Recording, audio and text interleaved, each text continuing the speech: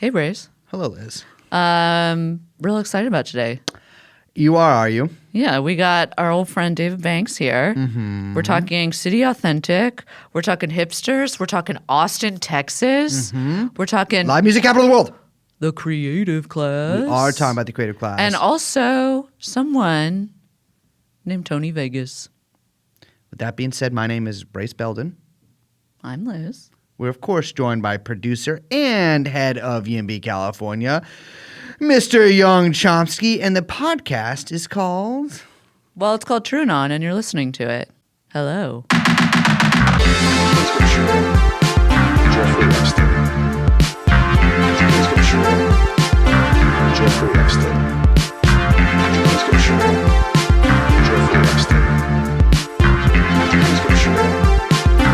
Jeffrey Epstein. Jeffrey Epstein. Hello, you fucking dog. No, all right. Jesus Liz, Christ. you know what? Why don't you take us in with a Bart voice? Why, no. How about this? Hello, everyone. Hello. Welcome back. Hi. Well, here. I got one. I got a good intro. While you were at the David Club, we were at the David Banks. Welcome to the show. Thank you. And you know what I got to That's say? a new one. That's a new one. I Your haven't heard that one. stock, not declining. No, it is not. Like No. many other bank stocks. It is weird though that if you have like a last name that maybe sounds like Eastern European or Jewish, like you're not like they kind of deny you opening accounts there. But I'm sure it has nothing to do with you. Well, that's probably really- individual tellers. That's something I never understood about my ancestors was that like they went through Ellis Island, right? And they do the Dream the- job. they Dream do- job. Yeah, right. Totally. And they do that thing where like you try to remove the Jewish sounding part. Yeah. And so they just went with Banks. Banks? Yeah.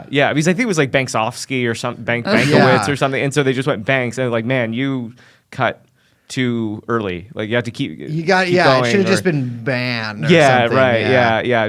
Or just go with something completely different. Ellis Island. I've long expressed to be the name changing guy. My fucking dream job. Yeah. because of the creative nature of it? Because of the creative nature of that. Yeah. I think I could have put into like, because, I feel like I marry both the street and the boardroom in me in one, right? Like I'm a little bit like half up front, it's like a suit jacket. The bottom is really big pants covered in Basquiat kind of stuff that I bought for $9,000. And I feel like to bring that kind of energy to Ellis Island in like 1870s, I think I could have changed this country forever and made us a more tolerant place. Wait, no, but for real though, like, is it because you think you could come up with like really good really names? good names. Yeah, I could come up with really good names. Are you Not kidding because me? you're like, I want to be the cop, but because No. you're like, you look like a Stan. Yeah. Well, I'm just telling you this right now. Full stop. There would be no Franzacs. What would I be?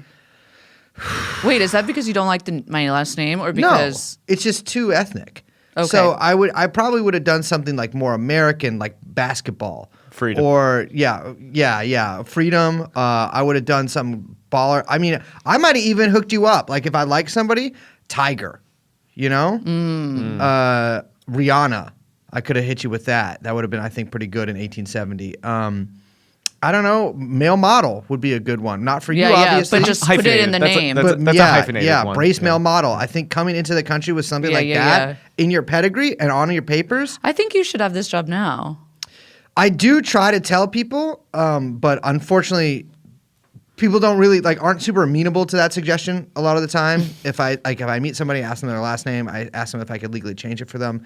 A lot of times they'll say that's like racist or like please don't say that kind of stuff to me or I don't know you. Or they're just turning around and running in the other direction. Yeah. They're like, why are you? They take their AirPod out and they're like, Why are you I'm sorry, chasing me? why are you talking to me on the subway? Please, sir. Yeah. Stop grabbing at my purse. So what's up, motherfucker? Not much.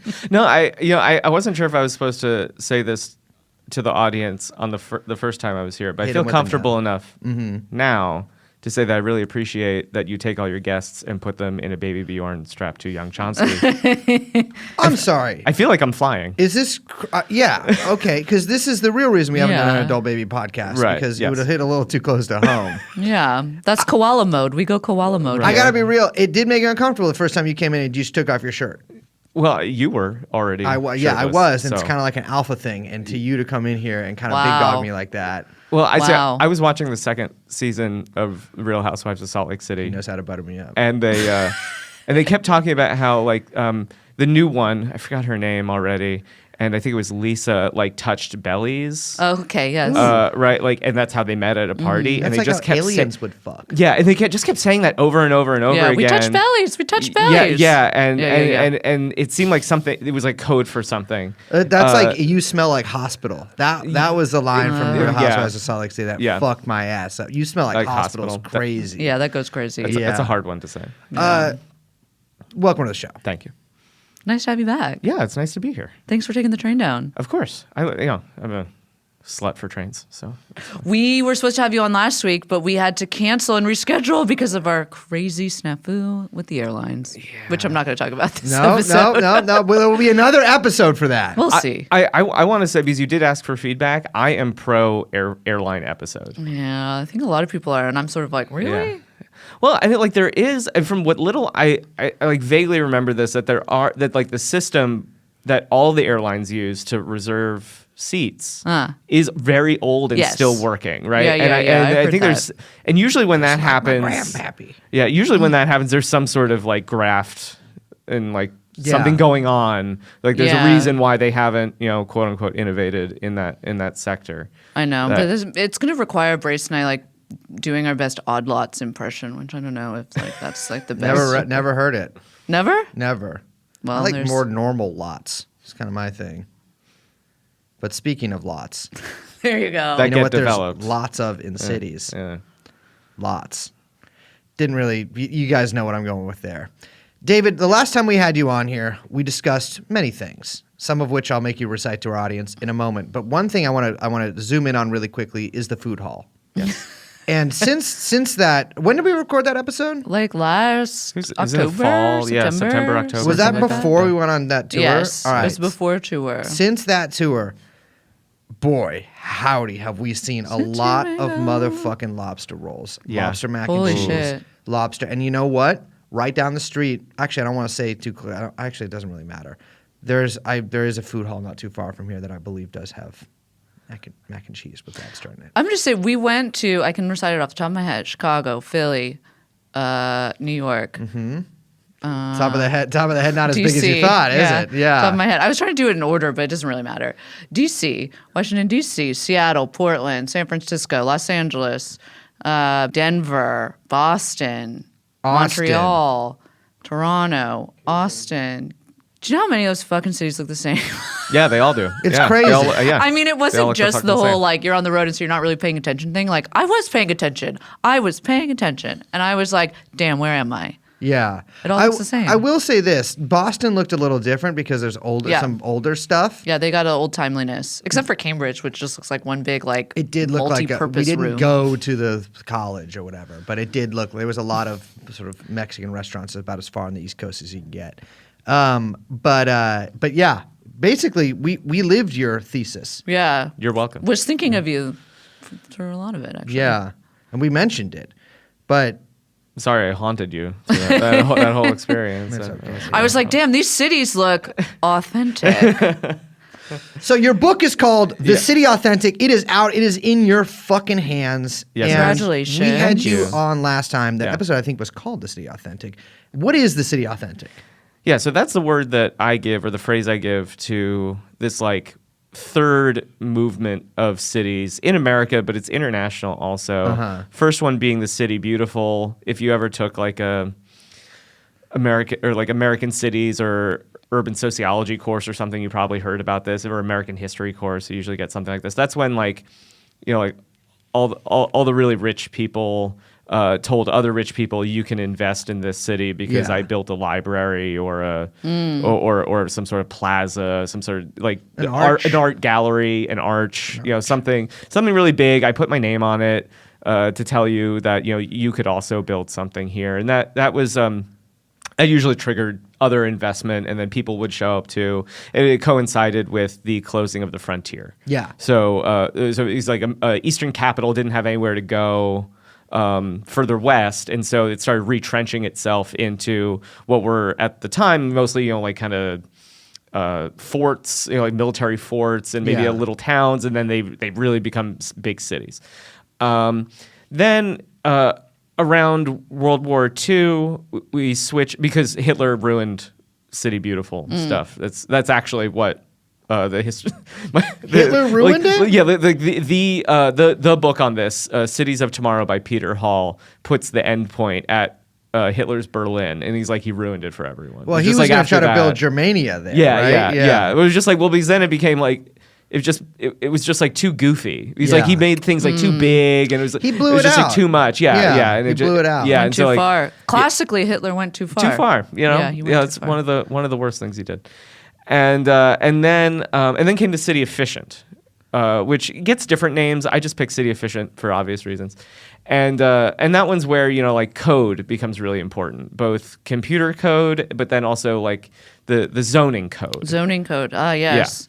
Matt Iglesias' favorite topic. Very, very. He loves that stuff. That and probably the lobster ravioli. Yeah, well- Right. Yeah. Whatever code Yeah. brings him the lobster ravioli. Yeah, and you know, and in that sense, you know, it's like you think over-engineered highways and like, you know, the Sim City sort of, you know, I draw this rectangle that's green and that means residential, Yeah, right? You know, yeah. and talking about land in units to the acre, stuff like that, right? Like that starts happening in the latter half of the 20th century. And then I put somewhere around the Obama administration, I think is fair to say. I'm raising up the, The big devil O. horns. Yeah. Hussein. Yes. Yeah. He. It's around that time that we start getting cities start trying to position themselves to provide a kind of urban experience. Yeah. And it is what I call predictably unique, right? So you take things that are just a little bit quirky, right? And you just like alter them just slightly, put the name of the city on it, and serve it up, right? And you do that just everywhere. And that's generally what I call the city authentic. I don't know if we actually mentioned this last time we talked. We spent a lot of time on various quirky things in cities, but I famously hate Quirk. But I remember specifically when I sort of realized, without of course having the name for it, when in Northern California they started putting out, I mean, I'm sure this happened in Southern California too, but I think it was more of a Northern California thing. Those like postcards with a bear hugging California. Do you remember those? And it said like don't. I love CA and like kind of like classical like national forest, you know, that like cursive font. Yeah. That to me, I was like, there's something amiss here because this doesn't like fit actually in with anywhere I've been. I've been all over Northern California. Nothing's like this. Who is foisting this upon us? And it became sort of this like look for every gift shop in Northern California. So you're saying it's kind of like the city authentic is like a mode of cities advertising Yeah. for themselves, but also kind of like a method of development at the same time. Yeah. So instead of building a big fucking thing, right? Like a Like a philanthropic Yeah. endeavor. Let's Yeah. be like an arch, guys. Right. Like Like a an- Rockefeller Center. Yeah, like exactly. the David Koch Theater. Yeah. Yeah. Oh, that we have to talk about Shenyun also. we will. Because I thank you for bringing that up. Because, you know, they're my neighbors, and like I can't. Oh, that's right. Yeah, Yes. and I'm just constantly surprised that no one knows what they are. We'll talk Yeah. about that later. But So instead of building a big thing, you package up history. And you sell that history instead. So you Like you an find- identity. an identity of a place-based identity, largely because a lot of, especially small cities and towns, which is what I studied, they're afraid that anything that they make will be outsourced, right? So they have Yeah. to come up with something that, by definition, can't leave the city, and so history is a pretty good candidate for that. Right, but the other one is that they also want to position themselves, and here I'm speaking specifically about like these medium to small size cities. Think like under 500,000, 100,000 people, right? They want to position themselves as like these like trendy thrift store finds. Yes. In comparison to like name brand New York City. Yeah. Which lets you also flatter, you know, the person that you're speaking to. He's like, Right. anyone can decide to live in Los Angeles, right? You know, but you're a very Sure. smart, savvy person. You Yeah. found, you know, Hudson.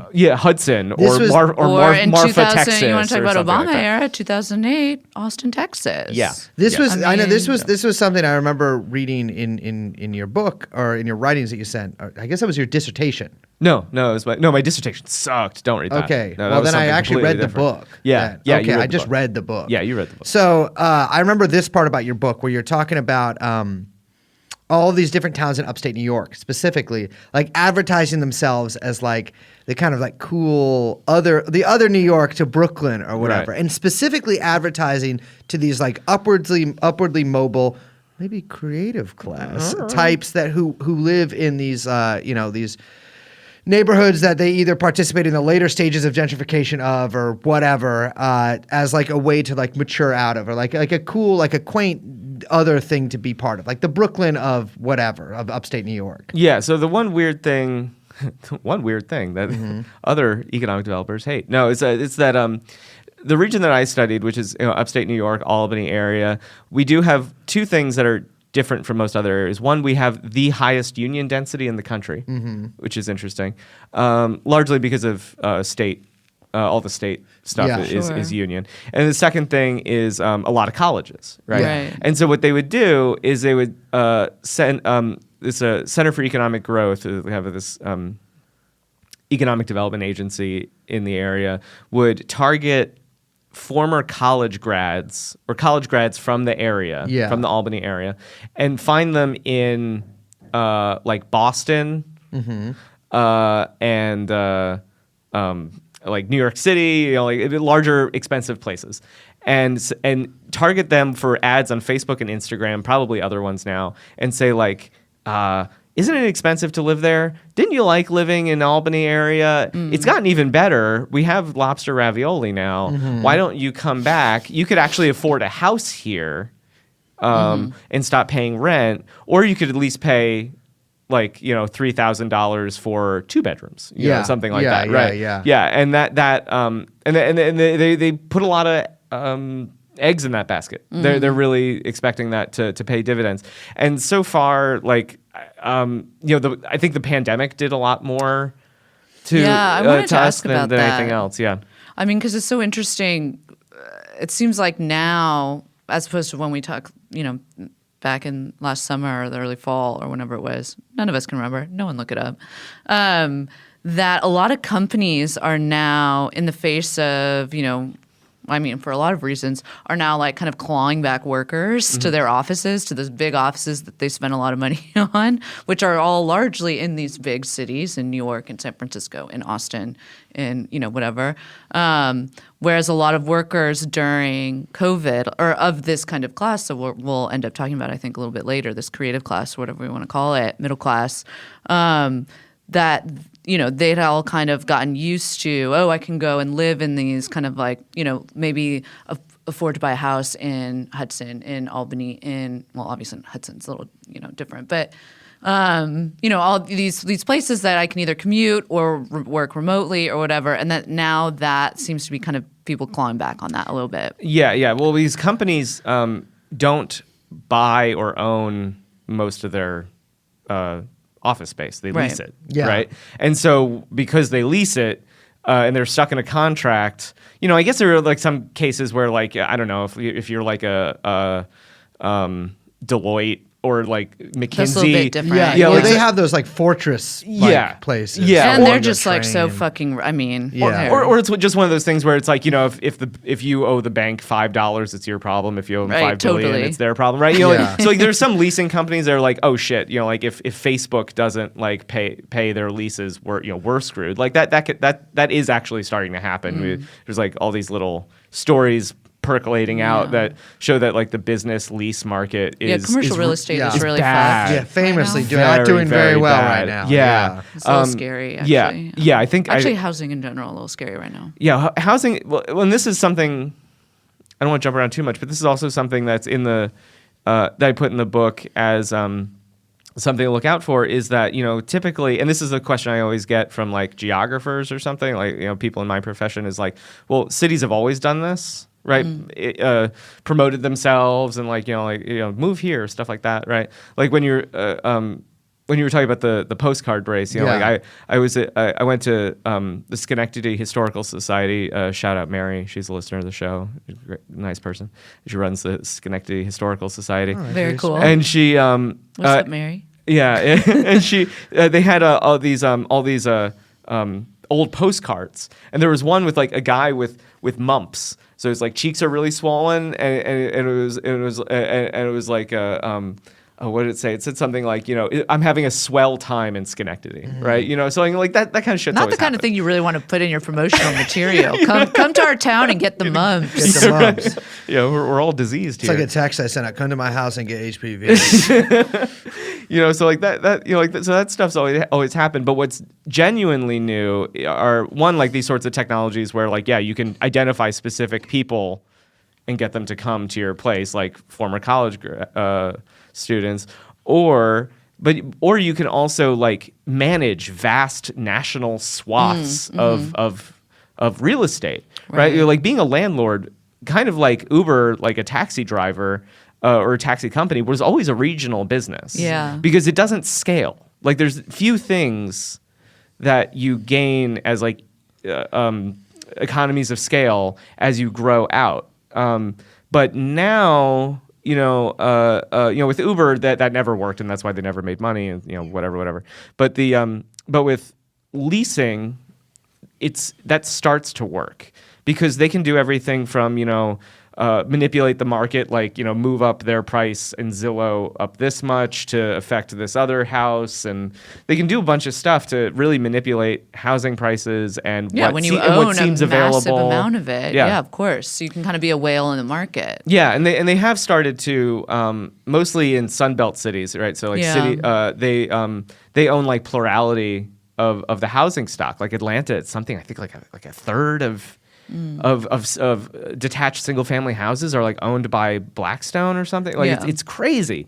So like that sort of stuff is also happening in my book also, which is also like where cities start all looking the same, right? Is because they're all owned by the same company and they're all trying to do the same thing. Play this playbook that has like these sort of like predictably unique little shticks that you do to make people feel like it's just for them or like, oh, we only do it this way here. Yeah. But then when you do start moving around, if you go on tour, for example, you start realizing, oh shit, actually, this is kind of warmed over. I mean, it makes sense when the Yeah. cities begin to physically resemble one another. I mean, that's something that I've always really noticed because I had the sort of unusual experience of going to most American cities, major American cities, by the time I was 16, just from being in bands and stuff and going on these tours.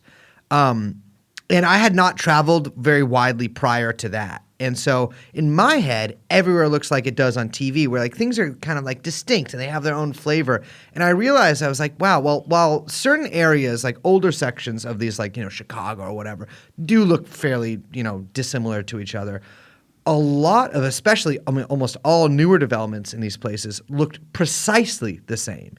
And because of that, because places like look, physically similar, and they have this kind of homogenized culture in general, right? I mean, maybe there'll be some regional flavor in some places. I mean, it becomes the only alternative to really sell yourself as a unique place is to either act like your amenities are maybe slightly better or different than amenities that are pretty similar in these other cities, or to sell this like history to people. Yeah.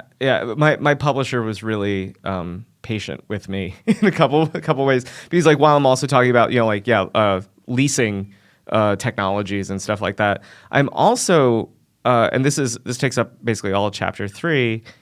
I'm also like concerned about like what is it that these marketers are like clawing at in your brain, right? And for that, I think you guys actually set this up really well, right? Because like your conversation about Spotify and music, the music industry, and then also that interesting conversation you had about mental health, and as it relates to like TikTok and stuff like that. I just want people to like think of those things at the same time because the time frame is exactly the same. Yeah. As also how cities change, right? He's like, there's these same forces are acting in these different arenas at the same time. In really similar ways, right? So why do buildings all look the same? It's largely because the biggest price, when a developer is building something, and a developer is nothing but like a really strange, very specific kind of investor, Yes. right? Yeah. Because it's not like the developer themselves. Yeah, is they like, don't give a shit about buildings or No. architecture, right? So what they have is a big pile of money, and they look at a blank piece of land, and they're like, I could make X dollars if I built ABC thing, Yeah. right? And if ABC thing is held up in some zoning board or whatever, then they don't build, or if the market goes down, they don't build. But they do want to remain flexible for the longest period of time because as they build. And so what ends up happening is they spend a ton of money on the land, and then they have a very little amount of money left over to actually build the building. And so what they do is they it's called value engineering. Like they pick like the cheapest thing, and then like I don't know, like China will build a new sports stadium or something, and the price of concrete will like go up 5 cents or something like that, right? And in which case, like they have to on the fly change the building again, and so they'll do stuff like take away balconies and replace them with what's called a Juliet balcony, which is the sliding glass door with then just where you can just see her because you're looking down and you're hiding in the bush. You're Romeo up there. She's just in the window. Or for committing suicide easier. They are also sometimes called suicide balconies. Yeah. Okay. Look at this. Right, and so everything looks the same because on the spreadsheets they have to. Right, they're all making the same choices based on what the availability of materials in the market. Right, and then because everything is coming off of a shelf somewhere. Right. They want to be able to make the decisions at the very last moment. Sure, just in time. Yeah, and the difference honestly between like a luxury level like condo and affordable housing is like the countertops. So that's something that I've always found super fascinating because I hate, like I'm sure a lot of people, I hate the way new apartment buildings look. But luxury apartments to me, like I've been in both like kind of newer projects and like not projects, actually projects and newer like fancy like luxury apartments. They're the same. And like obviously the newer ones are like nicer, but it's the same kind of like sterility that you encounter in each. And it's like and people always complain. I mean, there's a famous, people that like way that apartment, like the mixed use projects where there's like a Whole Foods at the bottom and some condos at the top, right? How they look the same everywhere. And how somehow, even though these are luxury apartments, they look chintzy as fuck, right? Like they look like really like thin sort of particle board outsides. Like they burn really easily. Yeah, I think our builds are shit. They are. They are. Our builds are shit, right? I'm always just like, what's up with the foundation? You always got to check the foundation. Well, Millennium Tower, famously San Francisco, sunk like 7 feet. The problem's always in the foundation. That's a metaphor and a reality. Marcus Aurelius said that.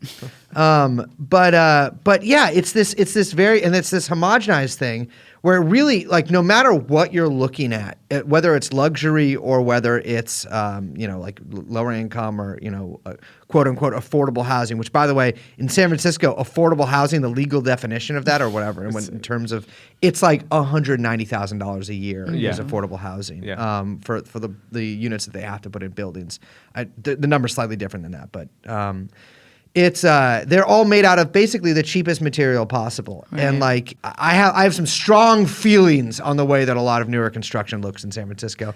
But it's just funny because that is occurring at the same time as these campaigns to sort of sell the history of these places. But what you're getting is this almost like globalized new kind of apartment building that all looks exactly the same. That's all made that you could show me a picture of a Whole Foods with some condos on top of it in fucking Duluth, and it could be in Los Angeles, it could be in Toronto, it could be in fucking Seattle, it could be in any of these places. And so it's beyond like when I was a teenager, I realized that a lot of cities begin to look the same because there's a highway and there's a McDonald's and there's a Hardee's and there's something, the strip malls and all that kind of thing, because we don't really have those in San Francisco. Except for that kind of one in on Bryant, where I went to the jungle when I was a kid. Laurel Heights that. has that kind of one with the the Trader Joe's is. But there's like it's now there's just like these giant sort of luxury apartment buildings everywhere. Mm-hmm. I think the key to kind of understanding how it can be at once both completely homogenizing and kind of marketing or selling itself as a sort of unique, quirky experience is in that word that you use, authenticity. And I kind of want to like go back to that point you were just saying about, because I do think that, what you're saying about the things we kind of talking about in that Spotify episode and TikTok episode, like in a lot of episodes that we've done, we are sort of like circling around something that I think your use of authenticity and the kind of, you talk about the kind of reification of this word or of this idea, gets at, which is almost like a kind of production and a selling of identity, I think, which can be both flattening while seemingly specific, right? Yeah, yeah. So at the beginning of the City Beautiful movement, which could be put as like 1870s Paris, Yeah, right? yeah. And where and this is like a very specific global financial problem, right? Is that like Paris is like, or France in general, and I think probably most of Europe is like having some sort of financial crisis, and so you have to create a spatial fix, right? Like you have to build a big fucking thing, right? And so Bonaparte or Napoleon like deals with that by going to war with Prussia and rebuilding France, Yes. Paris, right? Haussmann. Yeah, and he employs Famous. Haussmann, famously Haussmann. There's some And- fantastic books on this. Yeah, you're right. Yeah, but the important thing to think about here in terms of like authenticity and identity, right, is that they use this new invention of like plate glass to Right. Yeah. right to make those famous Parisian cafes. Yeah. And the With all their chairs facing the street. right, yeah, and and it's Saved one.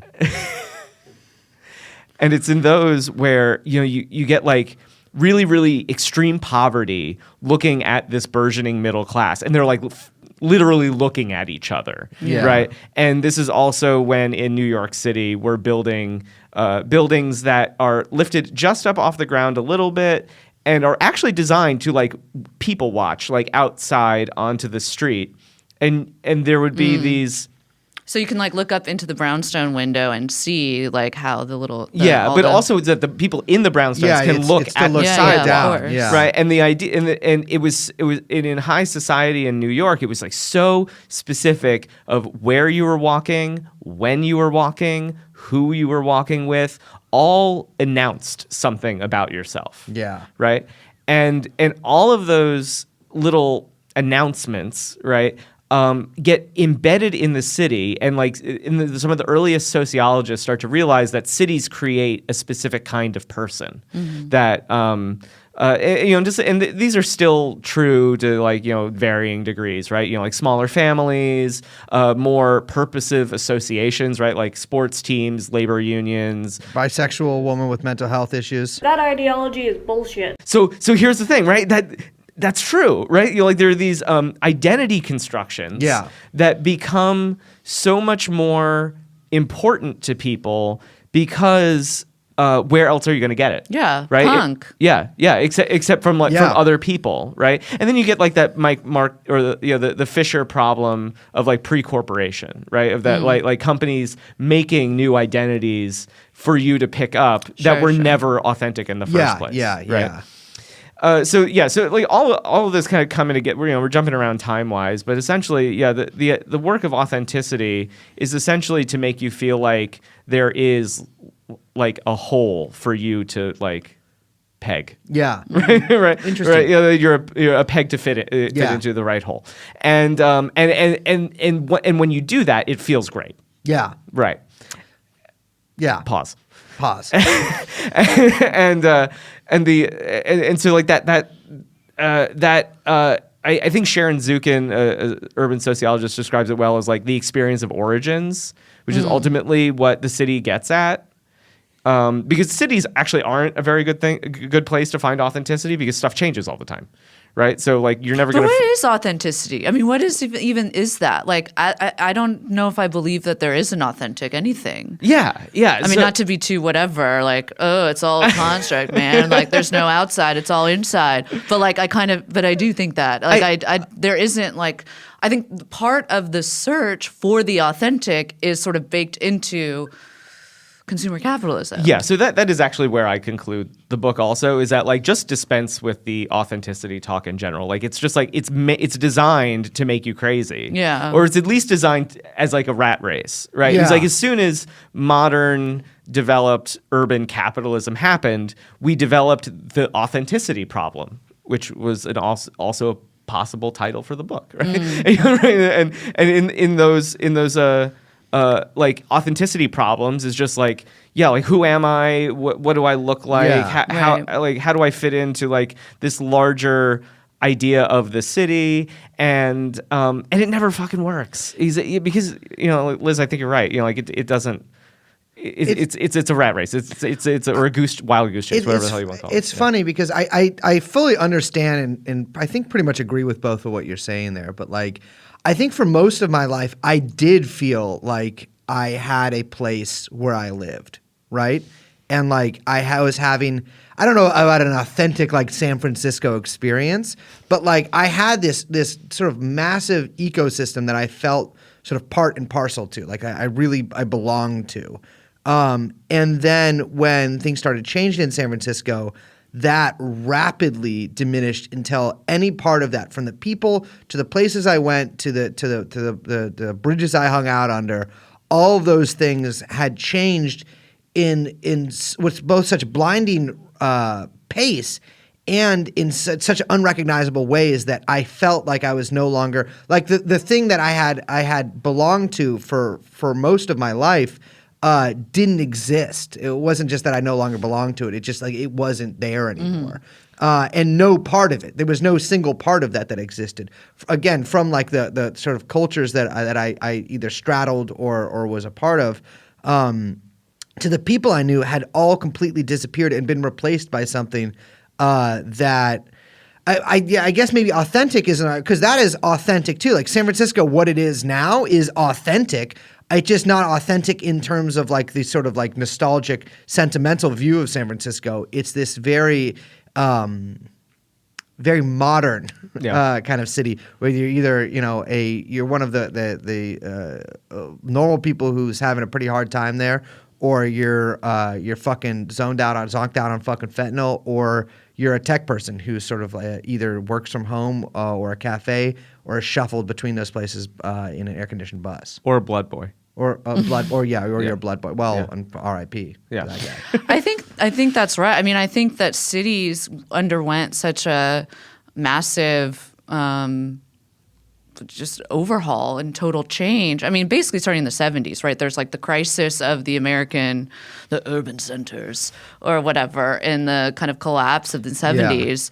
And then over the kind of 80s and 90s, as capital kind of like went back into this, I mean, you could speak more to this than I can. I don't really know what I'm talking about. But you're doing great. That by the time we get to the kind of mid to late 90s, 2000s, as the economy is like booming and a lot of people are feeling way more comfortable to move back into cities, you get the kind of, I mean, this is one of the things we wanted to talk about, right? The kind of birth of this thing called the creative class. Yeah. Which we can talk about what exactly that is, or what that, if that still stands, or what that hypothesis is. But it's true that regardless of whether or not that hypothesis is correct, that basically development started to chase it and chase this class and tried to basically compete to attract it. Yeah, so you laid out the preconditions really well, right? It's the flight of industry, right? And its replacement with the fire industry, right? Finance, insurance, real estate. My favorite guys. Favorite. And that's not just like a... Fool, give me a fire. Sorry. It's not just like a swap. That's why cities are so flaming. Sorry, that was bad. Right? It's like those aren't those have actual consequences. Like they're not. You can't just like swap out industries, right? They want different totally. things, right? And so like They're factory also all investment. very rapacious industries. Yes, yeah, right, yeah, but their material interests, right, are different, right? So if you're building something in a factory, you actually want low real estate values. You want low land values because you have to build a big fucking factory, Yeah. right? Right. And that on the land usually, Yeah. And if you want to expand that factory, that's going to cost more. You need worker housing. You need a lot of people to live there and work there. And that's the other thing, right? Yeah. Is labor. That's why right? you got great, like the legacy of these industry towns, Yeah. right? And then the kind of the deep communities that were kind of formed around these factory towns and all of that. Yeah, and you would get these uneasy alliances between the workers and the boss when it came to things like the value of work and the value of land, because like they did kind of have to balance out. Yeah. Yeah. At least in some way that was tethered to reality, right? But once real estate, mostly in insurance and finance, right? Like all replace that, they're not tethered to fucking anything, right? They just like land prices going up infinitely forever is great for them. Yeah, it's a Well, good. it's also yeah. because we should. Yeah, I mean, to be clear, like the way that they extract profit is very different. Yeah. They're not actually taking profit off of something that's built, out of commodity production or whatever. It's literally skimming off the top. Yeah, it's like a second all- derivative. Yeah, yeah, it's all arbitrage, Right. basically. And so that shift means that cities, while like crime plummets in the 90s for reasons no one can fully explain, They're still working on that one. right, right. And so cities are safer than ever before, but they also don't have any kind of playbook for how to develop because Yeah. they've always done what's generally called like smokestack chasing, right? But the smokestacks are all in China now, right? Right. Or in Mexico. So like none of that works, right? Yeah. And so that's where scary music, Richard Florida enters, right? As like Crazy name, by the way. right. I tried to figure out if that's his real name, and I think it just is. I will say that like it's a very distinguished name. Richard Florida is like you remember that name. I will sounds like a say dusty he's book. actually part of a like sort of this cadre of what I call city thinkers, alongside Mark St. Louis and of course the famous Tony Vegas. Tony Vegas's ideas for building cities were pretty radically different from Richard Florida's, whereas Richard Florida was really focused on the creative class and sort of like chasing these quote knowledge workers. Tony Vegas, whose work I sort of subscribed to, was super big on a city needs hookers. City needs hookers. It needs croupiers. It needs pit bosses. It needs Italians. He wanted an Italian district there, but not too many because then they start fighting with each other. And most importantly than that, it needed well-heeled, possibly land barons from Texas to come to those cities and sort of be fleeced for all their money. And unfortunately, his career was cut short due to being shot by a rival urbanist. But Richard Florida sort of, I guess, reigns supreme among You these guys. joke, but I truly am a huge fan of Joe Montana, which is in Right, that category. There's so many people with last names that are states. That's weird. Yeah. So the it's in like this like early aughts, like very late 90s. The naughty oddies. Oh, wait. yeah, I said it. I said the word. Right. That still love that you get these consulting firms that are also like going around. Everyone's trying to like circle this general idea that Richard Florida kind of all puts together in one book called Rise of the Creative Class that comes out in 2002.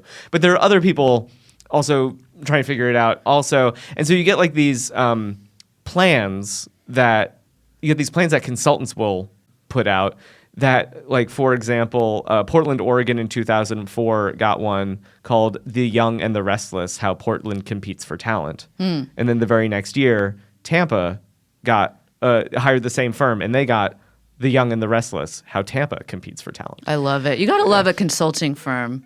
That just, like, loves daytime They're television. just incredible. I mean, the Portland 90s I read, really it are was, the age it of was the mostly consulting cheap firm. heroin. Was the sort of selling. Perhaps the point. true Yeah, creative right. class was all at McKinsey this whole time. Yeah, wow, yeah. All the preconditions for drugs and rock and roll. Yeah.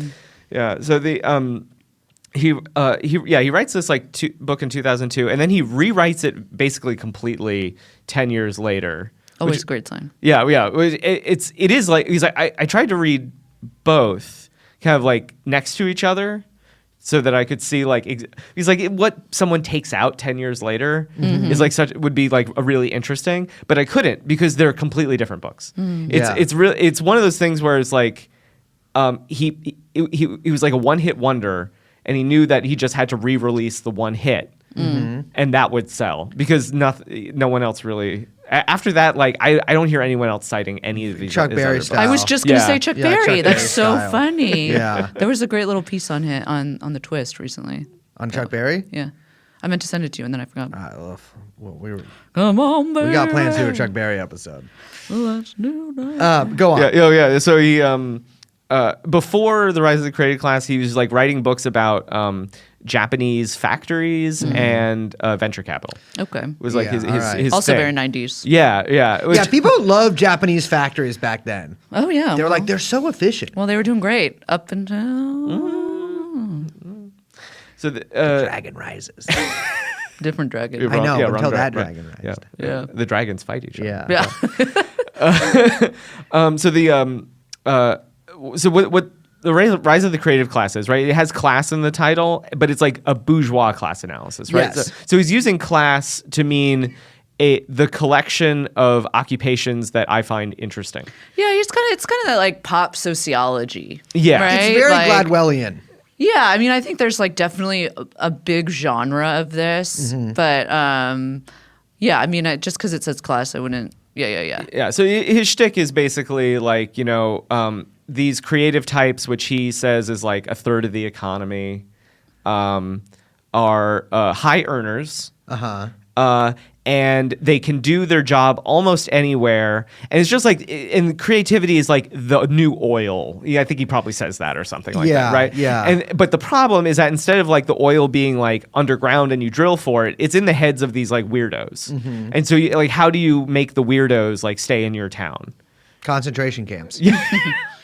Yeah, voluntarily. Yeah. Right. And so what do you do instead? You like offer like rockabilly bars and like artisanal mayonnaise store or Yeah. like something. So Right, yeah. wait, because I've been long familiar with the concept in general of the creative. I've known who this fucking motherfucker is for a while. Okay. I never read his book. Yeah. Because this is the thing. If a lot of people are not like this, and I probably should be like the opposite of what I do. But if I'm like, I know I'm not gonna like this, and I'm gonna be like, it's gonna make me mad, I'm probably not gonna read it. Because there's only so many hours you have in this world. That right? actually seems like a good thing to do. And I'll be honest with you, my preconceived notions are almost always correct. And Yeah. you can judge a book by its cover. For 99% of the time, you can.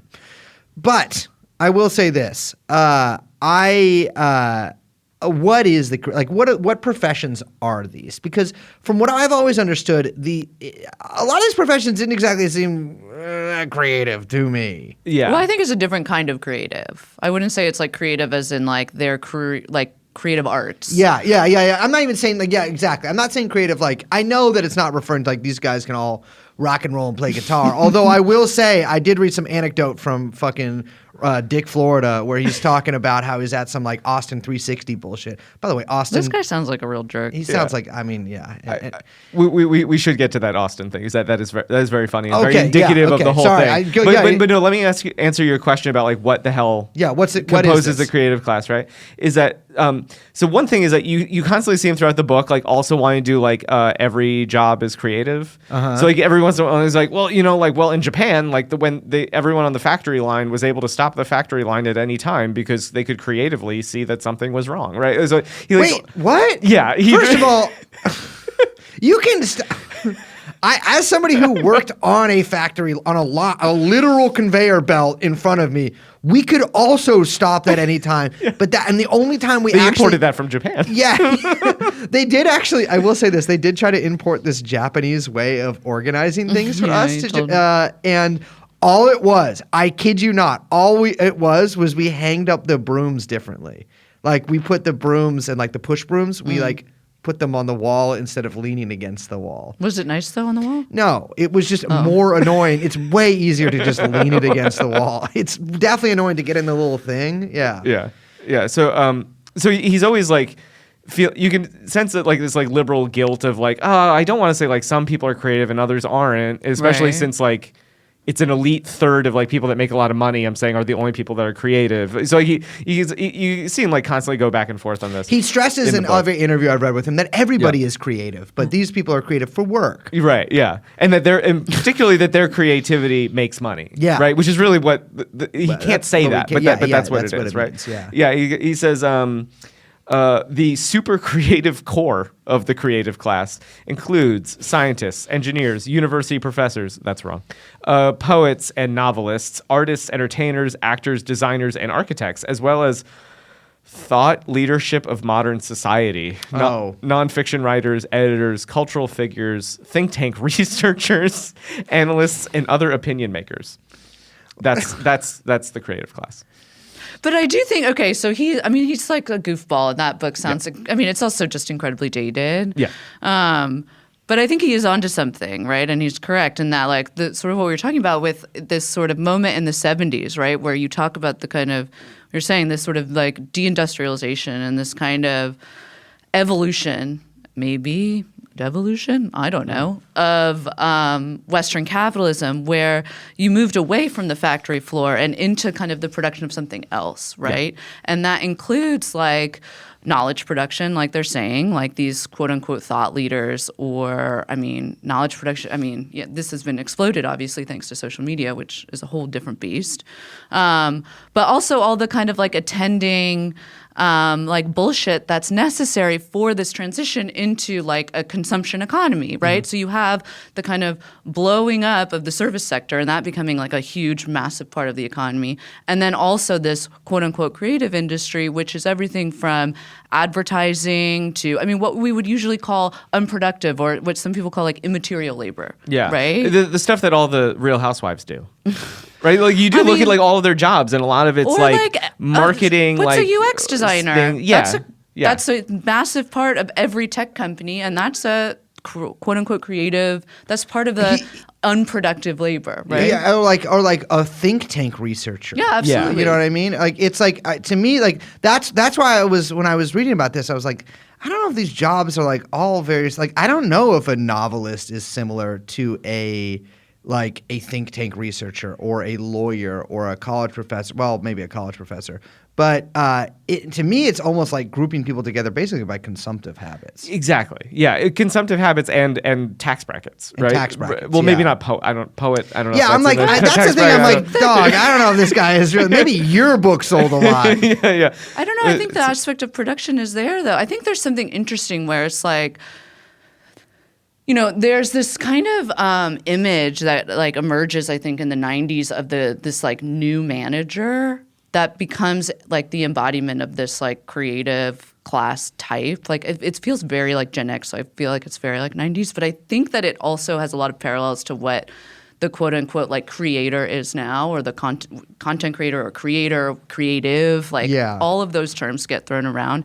And that is like very similar to the like old bourgeois ideal of the artist, which is like that of someone who can marry both independence and economic viability. And like you see this kind of emergence of this figure of this like Neomanager who isn't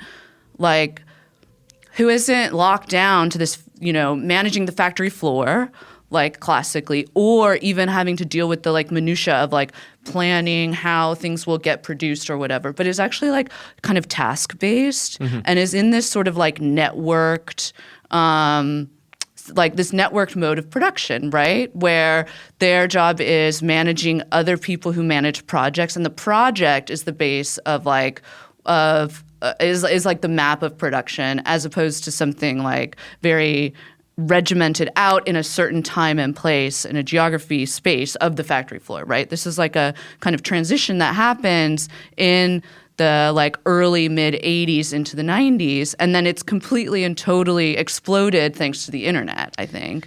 But I do think that kind of like neo-manager or like new manager type is this sort of like prototype of the creative who's like not tied down to anything, who goes from like firm to firm, who makes these connections, who networks or whatever, and that like person finds their place in the city, right? Because the city is where you also network. It's where like ambitious people get access to other ambitious people whose job it is to like self-mythologize themselves into networking more projects and more projects and more projects, right? A rootless cosmopolitan. No, but I do think that this is right. very different from the kind of industrial mode of capital production that was like ascendant and like in the early mid 20th century. Yeah, so Florida and others talk about like what's basically called like agglomeration theory, where like people who do the same thing live and work close together because they can do whatever it is that they do better when they're next to each other, right? It's pretty straightforward right there. And that and the cities, are obviously good for that. And that there are, even like in these new like frothy tech sector biotechnology scam sort of things, right? You'll hear like the recruiters for that say like, yeah, you could technically do this job anywhere, but we usually base them in a major city because we always need them to be within like almost walking distance of media, Yeah. so that we can convince people that like the thing that they're making is valuable. And Interesting. So, and so like there is you're right, Liz, that there is like this like he is onto something, in that there is like a form and a geography to this kind of work, and it does start in like the 80s. So I mean, you bring up the consulting firm, and that Yeah. feels like the first Yes, like iteration absolutely. of Yeah, this. yeah. You know what I mean? Of the like classic Deloitte guy that, Yeah. which is obviously even those firms have exploded so much and taken up such larger shares as the decades have gone on. But then you have the introduction of the tech companies, then you have the startups, then you have all of the attending whatever marketeering on that, and then social media, which is just thrown a explodes it. total Yeah. like Yeah. this is just like the atom bomb of this shit. Yeah, because like back in like 86, right? David Byrne is making the movie True Stories, which I love and everyone else that Race I've showed noise. it to hates. Sorry. Yeah, right. Sorry. Everyone makes most people agree with you. I'll be honest Yeah. with you. You could say David Byrne, and you could Yeah. preface any statement with David Byrne, and Yeah. it would make the noise. Sucks, but that's you fine. wouldn't if it said sucks after. If it said sucks after, no. But you wouldn't be able to anticipate it if you're already saying brace noise. But it doesn't matter. That's you know what? That's what trauma does to you. But it's a movie about basically Texas Instruments in Austin area, right? And there's all these themes of like, well, people just like now shop at the mall and they can do their job anywhere, Yeah. and so like how do small towns like keep like industry and Yeah. Capital, high-paying really. people, Or how they keep capital, even their residents. Yeah. Like even Right. Like this Yeah. is a big. Their tax base. yeah, their tax base, yeah. I mean, there's towns all across the world that try to pay people to move there Right. because they're dying towns. Yeah, and the answer is like, it's like, do you want to live here? Right? It's like it's basically Yeah. the answer to that question. So So like I think you're right on that. That like there is something about having what Florida calls like a people climate or people habitat I or mean, something. the whole but, stuff is very. you know, It's all very stupid. It's very but goofy. I do. Yeah, it's all but- very goofy. Yeah, but underlying that, because he also like has to like make a graph and an index about fucking everything. Yeah. Right. Which is like essential to like I think convincing a specific kind of York thought Times leader, reader. Yeah, totally. political person to like be like, oh, okay, well, there's a graph about it. Joke's so on you, this must be motherfucker. real. I literally can't read graphs because I have like a 9th grade education. You're impervious to graphs. Look at this graph. I don't know which one is the Y or the X, to be totally real with you guys. But but he makes those things because like he always launders like more thoughtful ideas into these little soundbitey weird things that always drop out the class like a real class analysis, right? And what stays around are these like is a much more superficial read of things. So like even Liz, what you're describing, I think is a little bit deeper than like what he wants to get to in the book. And even though I have a good sense that he knows this, right? But the Like way he feels a little embarrassed about it. yeah, but like maybe? the way that you announce it in the form that he is and in the job that he has, it has to fit in this like Austin 360 event thing. Yeah. Okay, Yes. wait. Can you talk about Austin 360? Yeah, Liz, we literally just did an event in it. I don't know why we just headlined Austin 360. Wait, is this the precursor to South by? I don't think so. Spiritual? But it's in 2001 that he's doing. I think this. they still So, might do yeah. it. I don't almost like when they're like, oh, check out this project 360, or like, Yeah. oh, come and visit like this 180. It's like get the degrees out of here. I don't know if You're they do confusing 180 me. a lot of places because that would mean Well- kind of the opposite usually of what You know what I mean, Yeah, though? yeah. we were totally wrong. Got to go in the opposite direction. Stop Yeah. making me Conference. twirl around.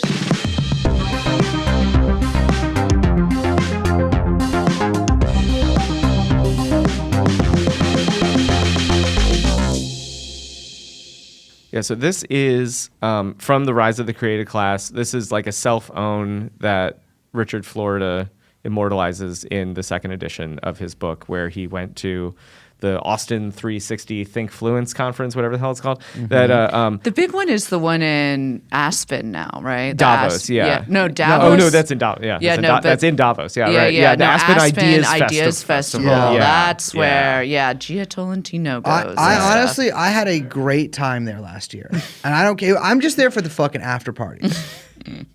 Some of the Aspen fish scale.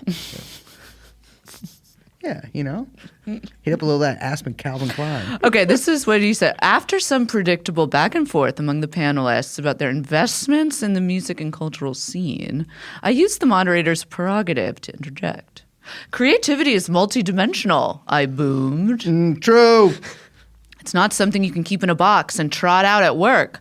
You can't have high-tech innovation without art and music. All forms of creativity feed off each other, and so on.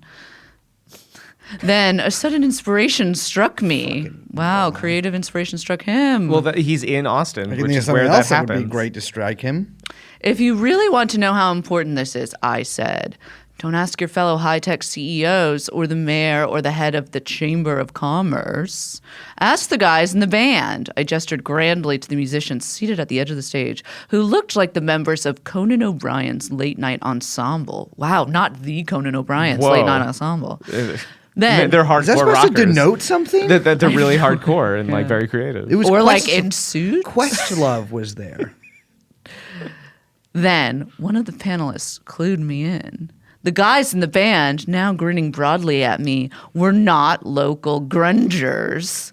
All of them were high-tech CEOs and venture capitalists themselves. It was as if Jack Welch, George Soros, and Warren Buffett had gotten down and jammed for the crowd at Davos. I would love to see those guys Shit. in heaven with a hell of a band.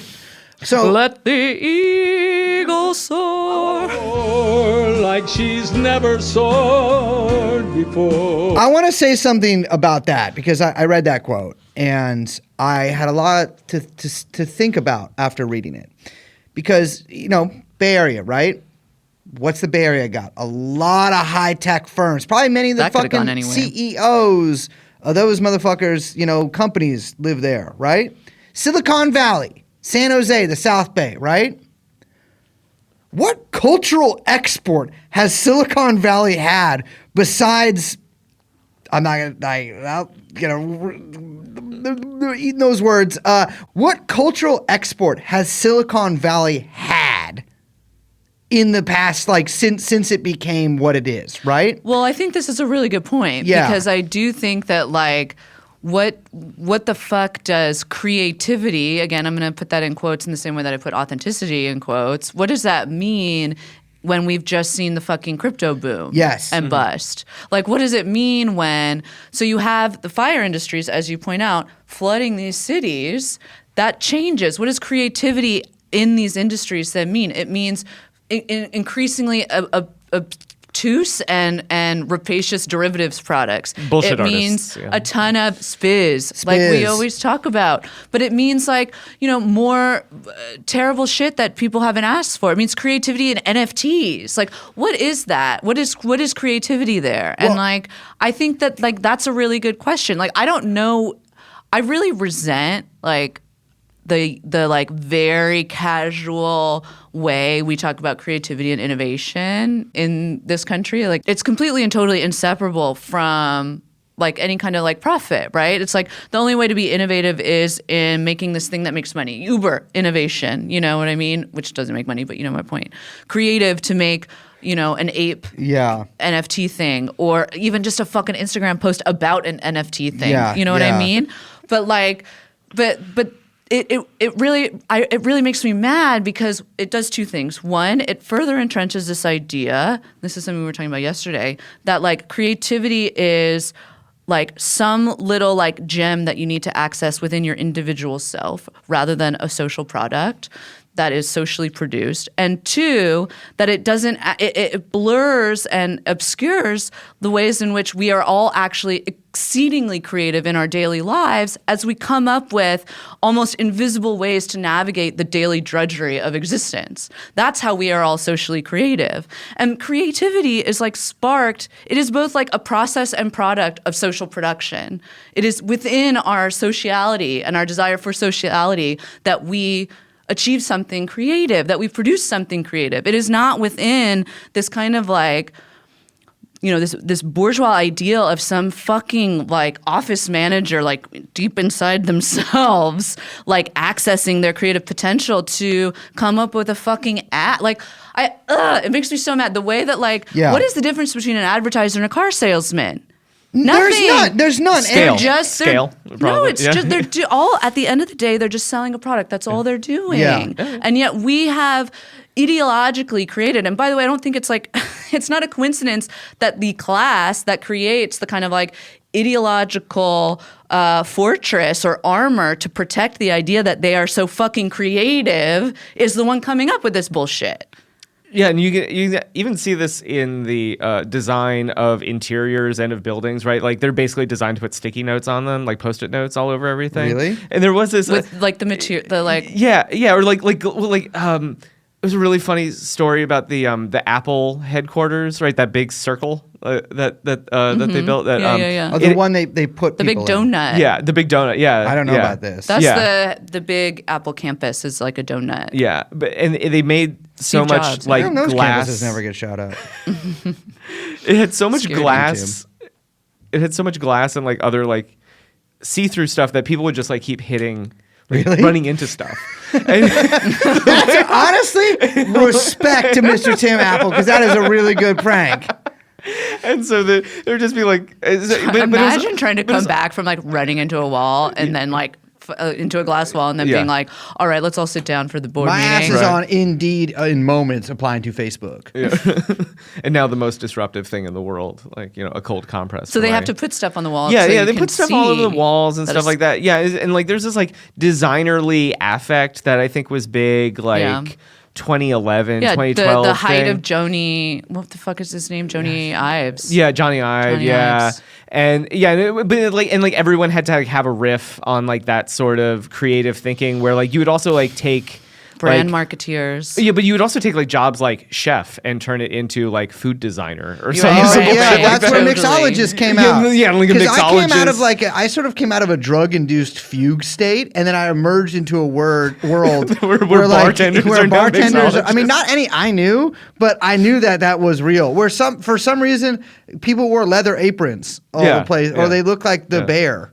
But I think that is like actually and maybe we're all talking. This is all kind of circling again around the same thing. Where that's the kind of like evolution of what we would call the hipster. Where like Yes, the sure. hipster was the kind of vanguard of like people who of like population like investing objects with a certain aura, right? That then, but that they were like okay with.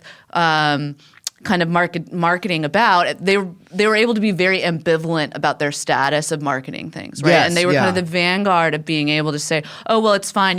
Who cares about selling out? We're all selling out, And also, all of these objects we're collecting are, they're invested with this certain kind of aura Yeah. that. And that kind of continues, and you see it then sort of like metastasize into other arenas, and that births the mixologist. But then also, of course, if I may, the habitus of what this new form, this new class population kind of emerges out of. Well, I think it's no coincidence that Vice, for instance, sort of like the what you think of as like that era, like the hipster, right? I mean, there was I think hipster was used sort of loosely to mean people who both wore big scarves. You know what I'm talking about? Like guys who Yeah, wore but not that. Lenny Kravitz. Not Lenny Kravitz, but like not too dissimilar. But Vice as such, like Vice itself didn't actually make money. What it did was made a market for the Vice like advertising consulting firm that actually did make money that Shane Right. Smith ran. To sell products to. So what it did, Vice created essentially its own market of people Yeah. to sell the Vice And shit to. that became the like that became like how businesses then operated. Yeah, and that's how right? cities Exactly. frequently operate now too. Is that they get they're able to make a brand of themselves. Yeah. And then say like, doesn't this sound like you? Aren't you like independent, but also like love to come together in a group and That's like so true. over tacos and tattoos or Oh something? my You know, like that's it. God. Yeah, How did it's you like know? Yeah, right. It's I just intuit. I'm so creative. I could intuit it. But yeah, it's like there was I guess that means everyone's a hipster now. I think it's like yes. Well, it's like the post as in like everything is it now kind of like as in Yes. like postmodern just means like assuming modernism for everything. Well, I would Yes. It's say, like post hipster in well, that I'd way. say that It's like- everyone was a hipster up until 2016, and then something happened in 2016, and everything changed. I think. Well, you couldn't be too ironic. No, it's not less in affect, and I mean more so in like I think the use of social media kind of yeah. flipped a lot of things, and now it's like we've moved beyond the hipster. Yeah, I would say so. The post hipster thing is in the sense that you're using it, where everything is hipster.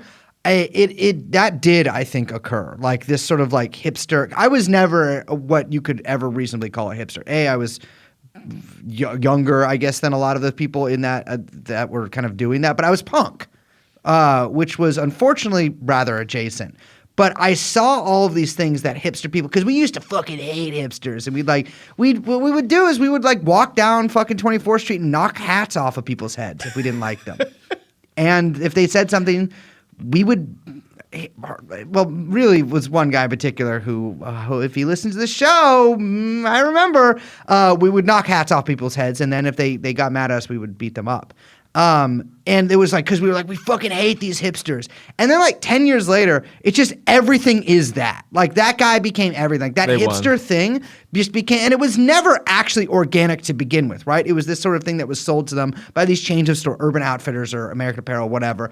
But it became like everything is that. And then that became that morphed and merged with all these other things to be like whatever you would call sort of the urban it's not even urban, it's everywhere. This sort of monoculture that we have today, it is that. Yeah. And I don't even know, there isn't a name for it. I've always thought that was really interesting. It's like, there isn't really like a name for the aesthetic or youth movement that we have. There's all these like micro trends that happen that people come, especially affixed with core at the end, which is, since I was young, I've always thought that was whack. But there's like these sort of micro trends that happen, but there's no real like label for the general milieu that like a lot of young people are in. The core corral. Yeah, the core corral. Yeah. But it's like, it's really just like, it's just the internet-sized thing. But I will say, like, the going back to that Austin 360 thing for a moment, it was funny when the rubber sort of met the road with that stuff, right? San Francisco is a place that has long been known for its cultural exports, right? Like music, poetry, writing, all of this kind of all this kind of shit. Bridges. Bridges, exactly. We love that Golden Gate Bridge, but Full House. When San Francisco had this massive influx of creative class, right? The tech industry really started moving like into San Francisco proper. All of that was completely annihilated. And like Florida's theory on like these cities, like San Francisco is by probably any metric doing significantly worse than it has any prior time. I think in the most past. cities actually. Yes, yeah, exactly. And like, we were just in Austin, right? And I remember looking from our penthouse suite at the top of the hidden hotel that they let podcasters stay in at the 50th floor, where they let you open the windows because they know you won't kill yourself because you're so fucking confident in who you are and your spirit. And looking out, I remember I pointed out to you, like, look at all these fucking cranes. And we were talking to our friends. Oh yeah, it's the like, construction there is out of it's control. these crazy construction booms, and it's like these cities where the creative that's- class yeah. moves in. What they do is they act in this not even individually, but like as a sort of this bourgeois grouping of class, suck like a blood boy. They suck it dry, right? And then at the end, like by the time I left San Francisco, man, like any of the like cultural things that I used to do my whole life all of those were gone and replaced by like indoor mini golf. Or like, it's like we used to call this like gentrifying, but that was like a Yes. different mode, right? It's like this isn't really gentrifying. It's a little bit different. it's different than that because it's post gentrification, right? Yeah, like, totally. Like all those neighborhoods, like the Mission had been gentrified. Yeah, right. yeah. And like to be totally fair, like a lot of people who do that. I mean, here's a hint: if you are a poor person listening to this podcast and you start seeing punks move into your neighborhood, they might be poor too. Get ready to sell your house. But your shit is about to. I'm sorry, because once the punks come in, some other people are coming in too. And like there's these sort of stages of gentrification, right? Like they'll send this sort of like it'll be like other poor people, but with like a cultural like maybe like a shared milieu, like punks or something will move in there, and then they'll make that neighborhood cool to like people who have some money. And because that's maybe something that they can like understand, like, oh, there's other white people there, and then they'll move in there with like their taco trucks. Or Yeah, I mean, not like their that's fancy taco trucks. Yeah, that's what happened with like Soho in New York City, where you have like no, the industry leaves. Artists want big open spaces where they can do all their weird, freaky art, and then that becomes cool. Yeah. And then it's the '80s like cocaine fueled bankers that are like, I desperately want to also be cool, Yes. and I have all this money but nothing to spend it on that's like unique, and so they will spend it on the art but also being adjacent to where the art is made. And Yes, that's why absolutely. Soho got really, really expensive really fast, and how the whole loft sort of aesthetic became really popular, which you also then see in media with like Which is Beetlejuice. back, by the way. Yeah, and it's Well, all very it's much on back. All right, that's Yeah. the only Forefront. time you get to Yeah. say that. Don't if you say that two more times. Yeah, right. Yeah, no, I only said What it do you once. mean by Beetlejuice? So, I mean, like the family, the Dietzes. Okay, you're literally talking about Yeah, the movie Beetlejuice. I didn't know if the- this was like a college thing. Yeah. Damn it. Well, I only said the first syllable. But, like the Dietzes, they moved from New York City to Yeah. Connecticut Yeah. and find that this town is so adorable, they should sell it to other New Yorkers as like bed and breakfast kind of thing. They're like coming up with like, ways to develop this cute little Connecticut town, and then they find out that their house is haunted, and Right. they're like, "This is even better." It's a great premise for a because you- movie. because you can't find it anywhere else. And so now they're going to make it into like a museum or something. And that's basically what all of these fuckers do, right? Yeah. Is that because like the end condition of gentrification is always like a Bank of America beneath like apartments. Exactly. Right? It's a Whole Foods with an apartment building that nobody lives in above it. That's Yeah. the thing is That's- gentrification is really it's its own gravedigger or whatever. Yeah, it is, yeah. Because it's like they move in and it's funny because like I think a lot of like young people downwardly mobile young people like don't have they like move to these neighborhoods not thinking this or maybe being like oh I shouldn't be moving here because I'm gentrifying it, but like it's the only place where I can find a cheap apartment in this city, and like it's this sort of like vicious cycle, and then the Bank of America comes in. Yeah. Only place you can't gentrify in America, damn Tenderloin. I also follow this this moment, I think it was in like 2015 or something, where talk about like designy, creative-y people stuff, right? This is Cross Podcast Violence, 99% Invisible. You ever listen to that show? It's a design. I'm mostly concerned with the 1% that is visible. It's a design show, and they did one on municipal flags, like on city flags, and how city flags are always ugly. Yeah. Most city flags are ugly. Famous Duluth swastika. San Francisco's flag is actually mentioned as a very ugly San flag. Francisco's flag, I gotta say, It's pretty ugly. I'm not familiar with It's- city it's- flags. There's a reason. Yeah. There's a reason Yeah. you're not, because it's never flown anywhere, because it's so. Because the California one is quite stately. The California one is, well, of course, I would hope it's stately, but the San Francisco flag is not great. It's like a just, child there's too drawing much shit of a- going on there. Yeah. It's like a child drawing of a bird on fire. I'm kind of glad they never Yeah. because I guess would that be because the city burned down? Yeah. That makes sense. Yeah. And That's it the says thing, like San not even a Francisco lot of people on the know bottom. about though. Yeah, the 1906. They know the earthquake. They don't know the whole city burned down. Yeah. That's the fire breaks. yeah. But the the idea was that like, oh, you should like city pride would involve like having a nice flag that everyone puts outside on their porch and like is all you get tattooed on you. And you just love your fucking city so much, right? And this sparks these really interesting fights in all these different cities between people who listen to design podcasts and literally everybody else. And the one of the people that are interviewed on that show studies flags. Yeah. They're called vexillologists. Right, Yeah. And he later does a follow-up to see like how all of these flag design changes went. And they had like a 50% success rate. And the 50% that did not get a new flag was largely because a bunch of people were like, who the fuck are you to change our flag? One, I don't care about flags at all. Fund the police department was usually a sentence. Or or it was like, who are you? Like, you just got here. We've lived here this whole time. Yeah. You can't design the flag for this place. Which, you know what? Yeah. Yeah, which is are good arguments, and like that's and that was this like interesting proxy fight for the city authentic kind of movement, because when you look at where they happened, it was all in like the Midwest and the Rust Belt. It was all in all these like downwardly mobile mid-sized cities that very explicitly said like, well, we could make a new flag that would be a brand for the city, and we could sell the city with the brand of this new cool looking flag that would signal to creative class folks that like, we're ready for you. Yeah. Right. It's just a circle. Yeah. With a little bit taken out of it.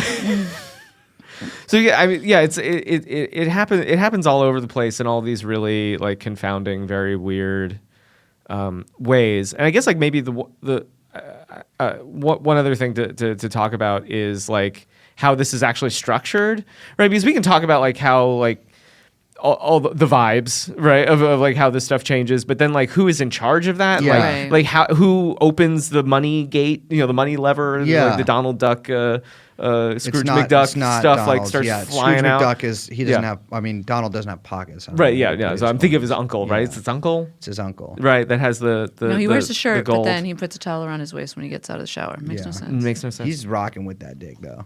Yeah. I wanted to mention this is going to get kind of specific for New York, but New York, but it's because New York does it best. Is like this like controlled grift mill. What is New York does it best? They do this above board corruption. Oh, cool. Right. So they take all the people that all the rich fucks in your neighborhood. Yeah. Right. That would normally like be like in a smoky back room, like you not build, anymore. Yeah, like right. You build this condo, and then I will make sure use permits and and then also like I'll make sure that my company moves in like all the middle management here to fill those apartment complexes and so on, right? Like that stuff has happened for all time, right? And what New York under Andy Cuomo did was he was like, well, let's just like take minutes for those meetings, right? And just put them out in front, and then I get to pick who does that. And so the state got divided into, I think it's 10 different what are called regional economic development councils. So New York City is one, Long Island is one. There's like Western New York, Central New York, and the one that I studied was the Capital District, which is like 8 different counties, and it's run by like my university's president and a bank executive are like co-chairs. So sick. And then like all these business owners are also just get appointed by the governor, sit on that for like 2-year terms that can be reshuffled indefinitely. Classic development board style. Yeah. And what they do is they get to release these reports that say in these kind of like coy fashions, like we want the city or we want the region to be like a biotech hub and also the place that you go for great cider or something, right? They'll just like announce. Love it. I love traveling for cider. Yeah, they'll announce a vision, right, Yeah. for like what this region is supposed to do for capital. That's such a fun like Mad Libs. Every time I've announced a That would be vision, such a great little Mad Libs. the people of exercise. Jerusalem have crucified me. And then everyone that wants money that they have, which is usually in the form of like no interest or low interest Sure. loans. Well, was And some in the yeah, form. right. Yeah, was. Yeah. Yeah. Yeah. It's gonna be interesting how these things fare now that money isn't free. But also like some grants and stuff. Usually in like the high 5 to low 6 figure range, right? They like repeat that vision back to them with what they want their money, with how they want to like receive that money, right? So if you own an orchard, you go, I was always planning on turning that into a cidery. Yeah. Give me $500,000 and I will do that. And so in that way, like they've kind of like rationalized all of the palm greasing stuff.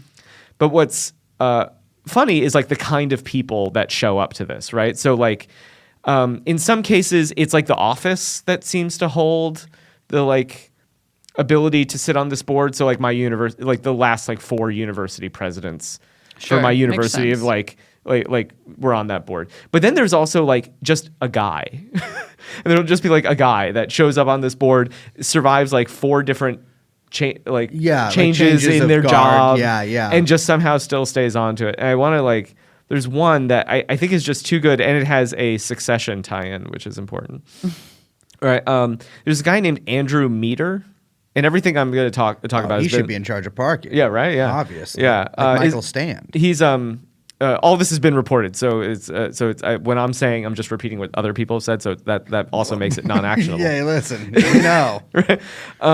So he started on the council in 2014. He was what was called the Corporate Alliances Director for Six Flags in Queensbury. Right, so he would get like your company to do their picnic Yeah, at Six yeah, Flags or yeah. something like that. And in 2017, though, he is listed as being a member of something called 46 Peaks Studio, which produced a single movie in 2020 called Spy Intervention, which was a romantic comedy that has 33% on Rotten Tomatoes. Well, I mean, that doesn't mean it could be a cult classic and a make. So then he, then by like 2019, he ends up like he's like trying to get movies to film there, and so now he gets like HBO to film. Atlanta Yeah. does this shit. Yeah. And so the Capital Region has also tried to do this as well. Yeah. And so like in that, I think it's like the second season of Succession where they go to like the Royco theme park. That's actually the Queensbury Six Flags. Oh, good for him. They He have a got that. theme park in Succession. Yeah, Yeah. it's a huge part of the company. I never. That's what their company is. No, It's, ATN. it's like a bunch of different No, things. there's- Okay. Yeah. There's ATN. There's the Yeah, and then there's like they also have like a Royco. cruise line. Yeah, there are cruise ships. cruises. Yeah, Of course. yeah. And then but then what he basically ends up leaving when the last I can ever find anything of him is he's getting like drawn and quartered in front of Glens Falls Town Board. Like we gave you like $160,000 for like what you called like social media influencing, and nothing happened. And then I just can't find him ever again. And so it's like these kinds of characters that show up on these Very boards. creative man. Creative Creative, accounting. Right, very Creatives. creative, yeah. And so it's like it's like those kinds of people along with Yeah. like bank executives, and like those are the people that show up on these things. And that is, I think, like, you know, if you despair that like there isn't enough sickos like near proximate to you, like you just have to rely on like national news to find a sicko to like obsess about. They actually are around all around you. Oh, I know. you need to like get to you need to be like a freak like me and like read these like state like audit reports or something. Because like New York also does like these things called industrial development authorities, which is basically just like the state's way of letting private companies get their bonding authority. Okay. So it allows them to do Sure. like cheap loans and stuff like that. And I think it just came out. I think my friend Greg just looked at this. I think it was like $1.9 billion of foregone tax money. It comes through these like IDAs, because like the IDAs will set up what's called payment in lieu of taxes or pilot agreements, where they're like, okay, you build this thing, and of course it takes time to make money on building the thing, so you won't pay taxes for like the first 5 years, and then we'll step it up. Right. Then we'll step it up and step it up and step it up. So like by like year 30, when the building is falling apart because you made it all from particle board, Yeah. right? Then you're paying full Finally, you owe taxes. taxes. Yeah, and of course at that time, you know, it's all depreciated, and so they're like, oh, Sure. actually, it's not worth anything anymore, and they never end up paying taxes at all. And so it's like every year billions of dollars like get funneled away through those sorts of deals.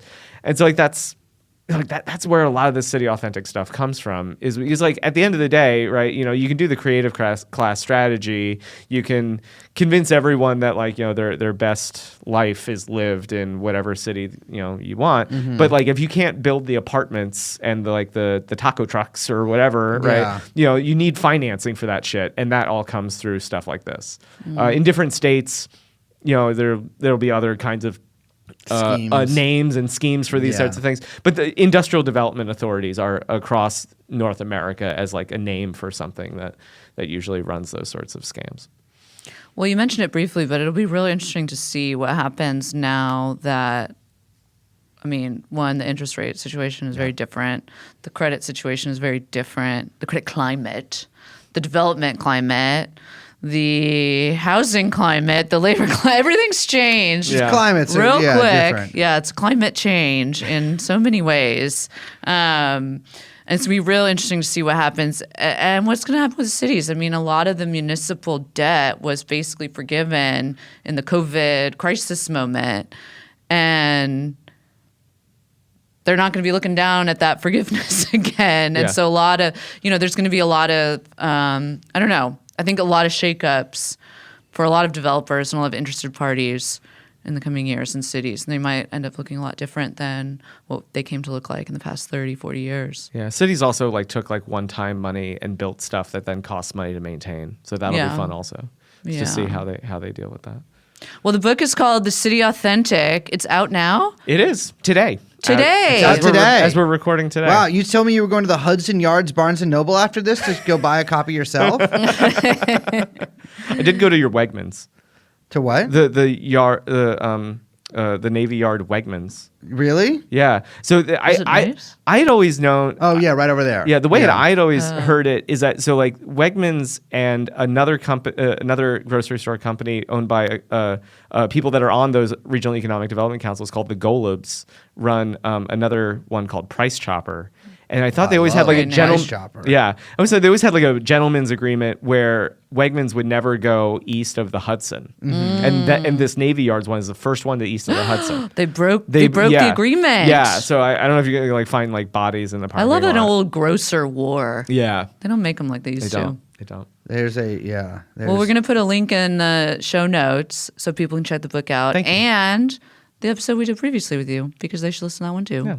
I also I ended up doing a Substack because I had a bunch of stuff. I had to we'll cut. put a link to that too. Yeah, I had a bunch of stuff that I had to cut from the book, so I figured I just like might as well make that into into a thing. Put it out there. Yeah. Give it to the people. Liz is always looking for a new Substack. Always. All right. Well, it's called Other Day. Perfect. Because it's stuff that I wrote the other day.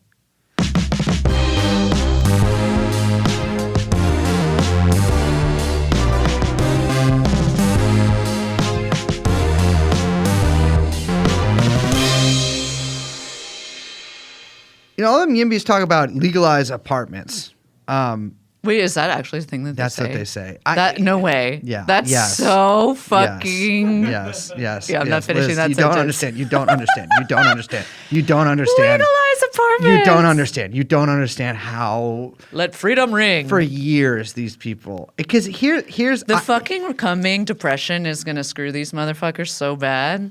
Listen up, asshole. If you are listening to this, the Yimbys in San Francisco, if you are listening to this podcast, they're not. The reason that so many people hate you is not necessarily even because of your beliefs, although I don't like your beliefs either. It's because you are some fucking freak who sucks, who moved here, and is like, maybe we should build more Millennium Towers. Everyone just doesn't like you. It doesn't have to make sense politically. No. You know why? You know why people hate these people? Why I hate these people? Why? Here's why. One, you suck. You're stupid. You're stinky. You're We don't like annoying. you. You got bad slogans. You're everywhere. You Yeah. won't shut up. It's like, go away. No one likes you. Yeah, I hate you. I don't. Here's the thing. They're It's a like, tautology, how come and you you know don't want what? people Fuck to? you. I don't want. How come you don't want people to move here?